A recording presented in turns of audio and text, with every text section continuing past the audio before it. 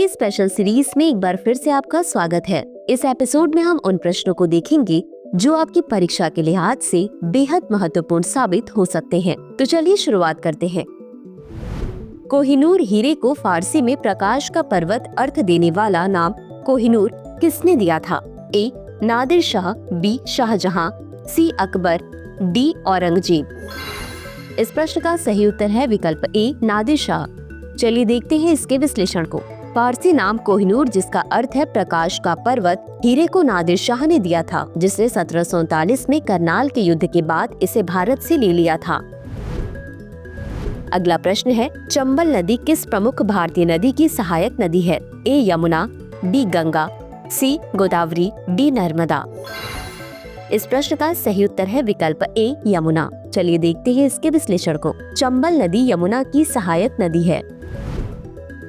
अगला प्रश्न है, चंद्रमा पर पहुंचने वाली पहली मानव निर्मित वस्तु कौन सी थी? A. Apollo 11, B. Sputnik 1, C. Luna 2, D. Voyager 1। इस प्रश्न का सही उत्तर है विकल्प सी. लूना 2। चलिए देखते हैं इसके विश्लेषण को। लूना 2, जिसे सोवियत संघ ने वर्ष 1959 में प्रक्षेपित किया था, चंद्रमा पर पहुंचने वाली पहली मानव निर्मित वस्तु थी। अगला प्रश्न है, आयरन कर्टन की अवधारणा का उपयोग सबसे पहले किस नेता ने किया था? A. Winston Churchill, B. Joseph Stalin, C. Franklin D Roosevelt, D. Harry Truman. इस प्रश्न का सही उत्तर है विकल्प ए. Winston Churchill. चलिए देखते हैं इसके विश्लेषण को। विंस्टन चर्चिल ने पहली बार वर्ष 1946 में साम्यवादी पूर्वी यूरोप और पूंजीवादी पश्चिम के बीच विभाजन का वर्णन करने के लिए आयरन कर्टेन शब्द का प्रयोग किया था। अगला प्रश्न है, चित्रकला शैली मधुबनी किस भारतीय राज्य से संबंधित है? ए. उत्तर प्रदेश, बी. बिहार, सी. ओडिशा, डी. पश्चिम बंगाल। इस प्रश्न का सही उत्तर है विकल्प बी. बिहार। चलिए देखते हैं इसके विश्लेषण को। बिहार की मधुबनी चित्रकला अपने जटिल पैटर्न और प्राकृतिक रंगों के उपयोग के लिए जानी जाती है, जिसमें लोकगीत, देवी देवताओं और सामाजिक विषयों को दर्शाया जाता है। अगला प्रश्न है, भारत ने किस वर्ष भारतीय रुपए का प्रतीक चिन्ह अपनाया? ए. 2000, बी. 2005, सी. 2010, डी. 2013। इस प्रश्न का सही उत्तर है विकल्प सी. 2010। चलिए देखते हैं इसके विश्लेषण को। भारतीय रुपए का प्रतीक आधिकारिक तौर पर वर्ष 2010 में उदय कुमार द्वारा डिजाइन की गई एक राष्ट्रव्यापी प्रतियोगिता के बाद अपनाया गया था। यह प्रतीक भारतीय और पश्चिमी संस्कृतियों के मिश्रण का प्रतिनिधित्व करता है। अगला प्रश्न है, an inquiry into the nature and college of the wealth of nations पुस्तक के लेखक कौन है? A. David Ricardo, B. Karl Marx, C. John Maynard Keynes, D. Adam Smith. इस प्रश्न का सही उत्तर है विकल्प डी. Adam Smith. चलिए देखते हैं इसके विश्लेषण को। वर्ष 1776 में एडम स्मिथ द्वारा लिखित इस मौलिक कार्य ने शास्त्रीय अर्थशास्त्र और पूंजीवाद के अध्ययन की नींव रखी।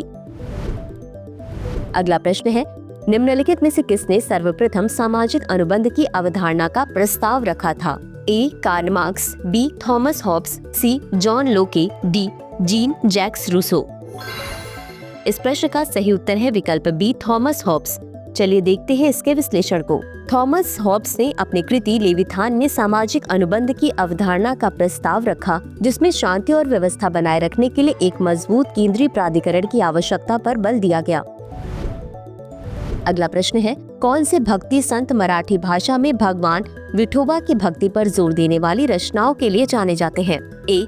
संत तुकाराम, बी. गुरु नानक, सी. ज्ञानेश्वर, डी. रामानुज। इस प्रश्न का सही उत्तर है विकल्प ए. संत तुकाराम। चलिए देखते हैं इसके विश्लेषण को। संत तुकाराम मराठी संत हैं, जिन्हें भगवान विठोबा को समर्पित अपने भक्ति भजनों के लिए जाना जाता है। अगला प्रश्न है, राष्ट्रीय सामाजिक सुरक्षा प्रणाली वाला पहला देश कौन सा है? A. Germany, B. France, C. United Kingdom, D. संयुक्त राज्य अमेरिका। इस प्रश्न का सही उत्तर है विकल्प ए. जर्मनी। चलिए देखते हैं इसके विश्लेषण को।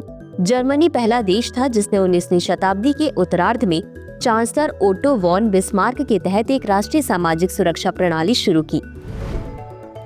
तो चलिए अंत में देखते हैं आज के अभ्यास प्रश्न को। निम्नलिखित में से मौर्य वंश का प्रथम सम्राट कौन था? ए. चंद्रगुप्त मौर्य, बी. बिंदुसार, सी. अशोक, डी. बिंबिसार।